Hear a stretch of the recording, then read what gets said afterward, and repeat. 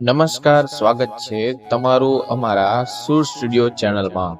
મિત્રો, નખ એ શરીરનો એક એવો ભાગ છે જે ઘણી બધી શક્તિઓથી પૂર્ણ હોય છે અને ઘણા બધા લોકો તેના વિશે નથી જાણતા કે નખ ના માધ્યમથી જ તમે કોઈને પણ વશીકરણ, કાળા જાદુ કે તંત્ર મંત્ર કરવામાં આવે છે અને પ્રાચીન સમયથી આ બધી વસ્તુઓનો ઉપયોગ થતો આવ્યો છે અને ઘણા લોકો તો એવા હોય કે ખૂબ જ વધારે ભૂલો કરે છે, એટલે કે નખ કાપીને એમ જ કચરામાં નાખી દે છે, જેનાથી તેના જીવનમાં દુર્ભાગ્ય આવે છે। તો મિત્રો, આજના આ વિડીયોમાં ખૂબ જ ખાસ જાણકારી વિશે તમને જણાવીશું, જેને તમે જાણશો તો તમે તમારા જીવનમાં દુર્ભાગ્યને સૌભાગ્યમાં બદલી શકશો। જો તમારા જીવનમાં ધનની સમસ્યા છે તો નખના માધ્યમથી ધનની સમસ્યાને દૂર કરી શકાય છે, તેમજ બીજી તરફ જો તમારા જીવનમાં શત્રુ છે તો શત્રુને પણ દૂર કરી શકાય છે। તો આ બધી વસ્તુઓ વિશે આજના વિડીયોમાં તમને જણાવીશું, પરંતુ તેની પહેલા વિડીયોને લાઈક કરી કમેન્ટમાં ઓમ નમઃ શિવાય, હર હર મહાદેવ જરૂર લખો, જેનાથી ભગવાન શિવની કૃપા હંમેશા તમારા પર અથવા તમારા ઉપર બની રહે। તો મિત્રો, નખ એ શરીરનો એવો ભાગ છે જેમાં કોઈ પણ વ્યક્તિના ઓરાનો વાસ કરે છે અને કાળા જાદુ, ટોણા ટોટકામાં નખના ઉપયોગથી જ કોઈ પણ વ્યક્તિના ઓરાને પકડી લેવામાં આવે છે। નખનો અને વાળનો ઉપયોગ ચોક્કસપણે થાય છે। હવે ઘણા બધા લોકોએ ભૂલો કરે છે કે જ્યારે પણ પોતાના નખ કાપે છે તો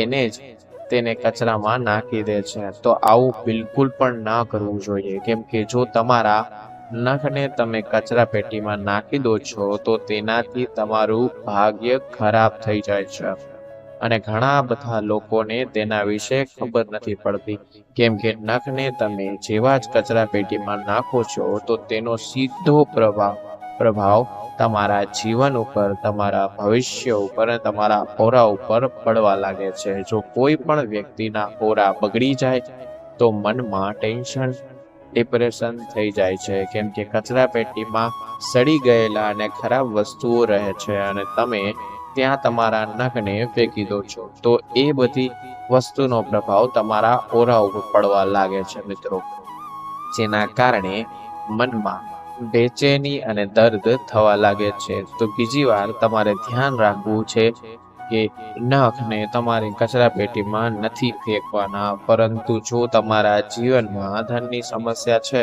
તો તમે એ વાતનું ધ્યાન રાખો કે મંગળવાર અને શનિવારના દિવસે ક્યારે પણ નખ ના કાપવા જોઈએ। નખને કાપવા માટે માત્ર બુધવાર અને શુક્રવારનો દિવસ શ્રેષ્ઠ છે। શુક્રવારના દિવસે તમે આ નખને કાપીને જો કોઈ પણ વડમાં કે વૃક્ષના મૂળમાં નાખીને આવો છો, તે પછી તમે તમારા ઘરની આસપાસ જે ઘણા બધા વૃક્ષો અને છોડ વાવી રાખ્યા છે, તમે એ જ કુંડામાં તમારા નખને કાપીને નાખી શકો છો। શુક્રવાર અને બુધવારના દિવસનો જ ઉપયોગ કરવો જોઈએ। જો તમે એવું કરો છો તો તેનાથી તમારા ઓરા એકદમ સારા થવા લાગે છે, એટલે કે તમારા જીવન જેટલી બધી બાધાઓ જે ચાલી રહી છે તમારી લાઈફમાં, તે ગમે એવી ધનની સમસ્યા હોય તો તેનાથી એકદમ સારું થવા લાગે છે, કેમ કે નખના ઓરા હોય છે અને જો તમે કોઈ વૃક્ષ કે છોડને નાખી દો છો તો તે વૃક્ષ છોડનો પ્રભાવ તમારી ઉપર પડવા લાગે છે, તેનાથી જીવનમાં આવી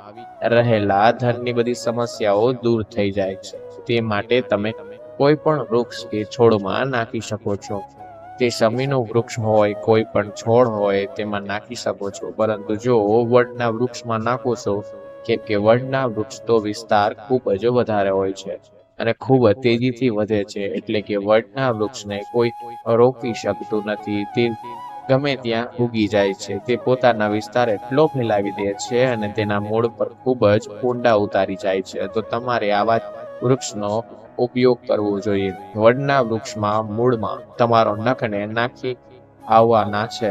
આવી જ રીતે જો કોઈ પણ શત્રુ તમારા જીવનમાં છે, તે તમારા મનમાં ડર, બેચેની, ચિંતા હંમેશા સતાવ્યા કરે છે, તો ઘણા લોકોના મનમાં અજાણ્યો ભય રહે છે, ડર અને ચિંતા બની રહે છે, જેના કારણે તેને ઊંઘ પણ નથી આવતી. તો મિત્રો, તમે એ વાતનું ધ્યાન રાખો કે જ્યારે દુર્ભાગ્ય જીવનમાં ઘેરાઈ જાય તો કોઈ પણ વ્યક્તિના ઓરામાં સરળતાથી નકારાત્મક ઉર્જા પ્રવેશ કરી જાય છે, અને જ્યારે આ નકારાત્મક ઉર્જા પ્રવેશ કરી જાય છે તો તે જીવનમાં બરબાદ કરી નાખે છે.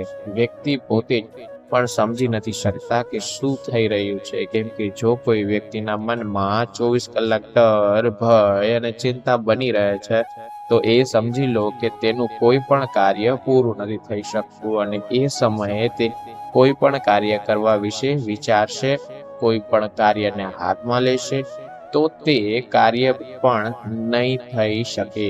કોઈ પણ કાર્યને સંપન્ન કરવા માટે મનનું સકારાત્મક હોવું ખૂબ જ જરૂરી છે. તો ઘણા બધા લોકો સાથે સમસ્યા રહે છે કે તેને રાત્રે સરખી ઊંઘ પણ નથી આવતી.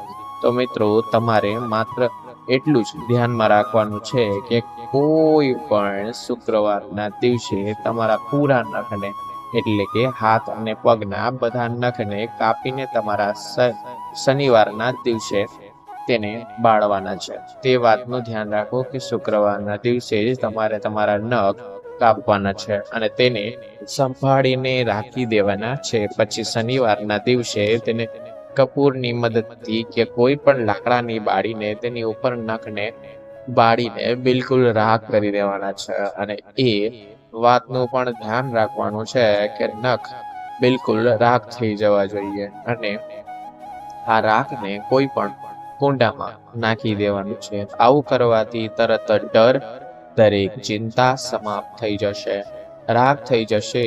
આ ખૂબ જ સરળ પ્રયોગ છે. તમે એ વાતનું ધ્યાન રાખો કે ઘણા બધા લોકોને મુશ્કેલી થાય છે, તેને તંત્ર મંત્ર વગેરે થઈ જાય છે, ભૂત પ્રેત ઘેરી લે છે, જેના કારણે તે ક્યાંય જઈ શકતા નથી અને જીવનમાં કોઈ પણ આનંદ મળી લેતો નથી અથવા આનંદ માણી શકતા નથી. તો તમે એ વાતનું ધ્યાન રાખો કે શુક્રવારના દિવસે તમારે હાથ અને પગના નખ કાપીને શનિવારના દિવસે તેને લવિંગથી તેને બાળવાના છે. જ્યારે સૂર્યાસ્ત થવાનો હોય એટલે કે સાંજના સમયે તમારે તેને બાળવાના છે, અને એ જ રાત્રે તે રાખને કોઈ પણ કુંડામાં નાખી દો.